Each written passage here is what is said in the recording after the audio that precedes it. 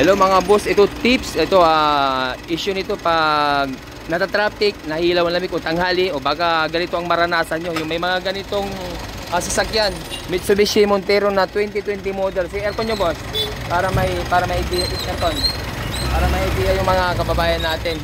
So ganyan, paano malalaman kung high pressure? So ganyan, ilalagay yung gauge, low side tsaka high side yun, ganyan, pag ganyan na reading, tingnan nyo mga kape, umaabot siya ng 275 PSI. Ibig sabihin nito high pressure. So hindi compressor ang sira dito mga kababayan So ang problem nito ito plus pa mahina na yung buga.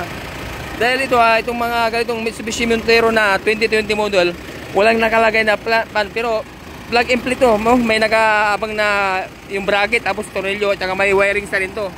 And then lalagyan mo lang relay, gagana na. So hindi ka na mag-wiring, so much better malagyan na rin ng fan to dahil ang init ng panahon ngayon mga kababayan. So ito yung before, ito lagyan natin ng silicone. So ito pag normal yan, hindi na abot ng 200, mga 175 or 150, yun ang normal niya mga kababayan. Okay, so palalabigin natin to. So ito yung before Okay, watch this.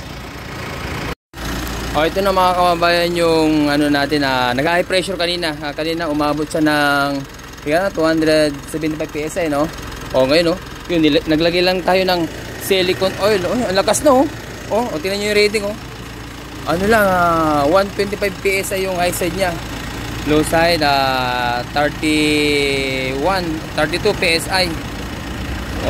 Saban din natin yung automatic nya.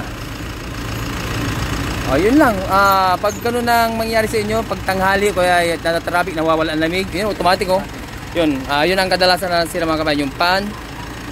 Lagyan lang ng silicone oil. Pero mas better malagyan din ng yung auxiliary fan. Yun ang mas maganda dahil ang init ng panahon. Pero ang ginawa lang natin, naglagay tayo ng silicone oil. Okay sa oret na. Ano boss? Okay na boss? Malamig na? Ayos na? Ayun ayos, parang ginawa. Ayan boss Ano boss? Okay na boss? Hindi na nag-high pressure boss Ayun Okay. Ayos, okay sa alright.